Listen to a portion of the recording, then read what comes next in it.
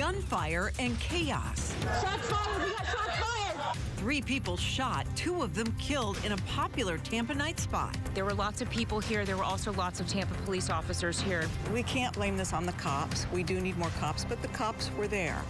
And when something like this breaks out, there's no way you can stop it. Tonight, 8 on Your Side team coverage, the investigation and the frustration over senseless violence. Good evening, everyone. I'm Josh Benson. And I'm Stacy Scheibel. Thank you for joining us. 2 people are dead and another was injured in that late night shooting in the South Howard Avenue area of Tampa. It happened not far from the scene of another shooting in the area back in late April. Tonight, we have 8 on Your Side team coverage. News Channel 8's Jeff Patterson and Nicole Rogers are on this story. We're going to begin tonight with Jeff. Jeff.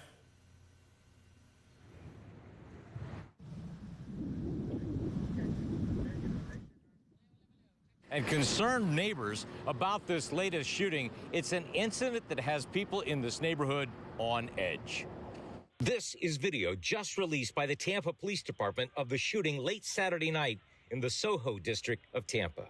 Craig Newman lives very close to where the shooting happened and says although he didn't hear it, he is very worried about it. I'm concerned. This is happening. This is going to turn into another Ybor City unless we make some serious changes. Ybor City has also had shootings recently, but for years South Howard Avenue has been considered safe.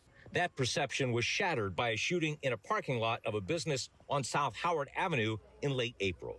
Newman would like to see more police in the area. You know, there needs to be more police presence here and walking cops on bikes, and a lot more than what we currently have, because obviously it's not working. Annalise Meyer also lives near where the shooting happened. People are waking up now and taking notice of this. And says business owners need to do more to cut down on the violence. The owners of these establishments can step up a little more. They're making good money. But Steve Michelini is the general manager of the SOHO Business Alliance and says they are already doing a great deal to ensure safety in the area. Well, I mean, they've been concerned about safety and protection for a long time, and that's why they have the off-duty officers that are here. That's why we've worked with the police department. Tampa Police Chief Lee Burkaw says his officers were in the immediate vicinity of both shootings. Well, I had officers that drove by 20 seconds before. I had officers in the parking lot. Despite this, the shooting still happened, and Burkaw says officers are still working to identify who fired the fatal shots, and he's asking for the community's help to do that. We still believe that there's people in that small group that may have seen something or may have video that could lead us towards getting that probable cause to make an arrest.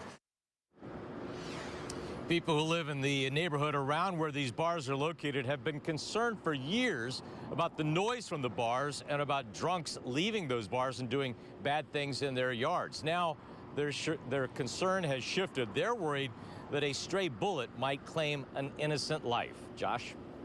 So, Jeff, what was the purpose of the meeting specifically for tonight? Well, Chief Burkaw told me he basically just wanted to hear the concerns, hear what the people in the neighborhood have to say, hear what the business owners have to say. But now he's asking for the community's help. He knows that there may be video out there from people who were nearby that shooting, and he wants that video to help solve this murder. Yeah, especially in those businesses, too. There's a whole row of businesses in that little mall there. So we'll see what they can get. Jeff Patterson live for us in Tampa tonight. Thanks.